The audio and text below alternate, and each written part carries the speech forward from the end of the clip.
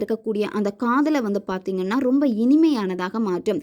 கசப்புகளை எல்லாத்தையும் விலக்கி உங்கள் 2 பேருக்கு இடையில இருக்கக்கூடிய அந்த பாண்டிங்கை வந்து ரொம்ப ஸ்ட்ராங் பண்ணி கொடுக்கும். யாருக்கு வேணும்னாலும் பயன்படுத்தலாம்.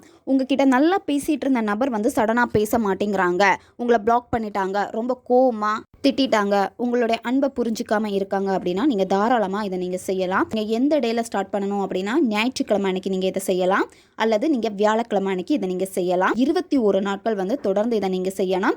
நீங்கள் நான்வெஜ் சாப்பிட்டுட்டு இதை நீங்கள் செய்யலாம். பெண்கள் தீட்டு சமயத்திலையும் இதை நீங்கள் தாராளமாக செய்யலாம். இந்த மெத்தடை நீங்கள் எந்த நேரத்தில் செய்யணும் அப்படின்னா ஈவினிங் நீங்கள் 6:30 மணிக்கு மேலே எப்போ வேணும்னாலும் இதை நீங்கள் செய்யலாம். நைட்டு தூங்க போகிறதுக்கு முன்னாடி இந்த இடைப்பட்ட நேரத்துக்குள்ளாடி இதை நீங்கள் செய்யுங்க. இடது கையில் வந்து உங்கள் பேரை வந்து நீங்கள் எழுதிக்கோங்க. அதுக்கப்புறமா உங்கள் பர்சனுடைய பேரை வந்து நீங்கள் எழுதிக்கோங்க. அடுத்து வந்து என்ன பண்ணணும் அப்படின்னா ஒரு சின்ன துண்டு நீங்கள் கற்கண்டு எடுத்துக்கோங்க. அது கையில் பேர் எழுதி வச்சிருப்பீங்க, அந்த உள்ளங்கையில் வச்சுட்டு நல்லா டைட்டாக மூடிக்கோங்க. அந்த நபர்கிட்ட இருக்கக்கூடிய அந்த நல்ல எண்ணங்களை நினச்சி பாருங்க. சொல்லிட்டு அடுத்து என்ன பண்ணணும் அப்படின்னா நீங்கள் கையில் வச்சிருக்கக்கூடிய அந்த கற்கண்டை வந்து என்ன பண்ணணும்னா ஒரு பேப்பரில் வச்சுட்டு அந்த பேப்பரை நல்லா மடித்து எடுத்துக்கோங்க. அதை நீங்கள் தூங்குறப்ப உங்கள் தலகாணிக்கு அடியில் வச்சுட்டு நீங்கள் தூங்கணும். அந்த பேப்பர்லாம் மடித்து வச்சிருக்கக்கூடிய அந்த கற்கண்டை வந்து எறும்பு புற்றி இருக்கக்கூடிய அதில் கொண்டு போட்டுருங்க. அப்படி இல்லைன்னா எறும்பு கூட்டமாக இருக்கும், அந்த இடத்துல நீங்கள் போட்டுருங்க.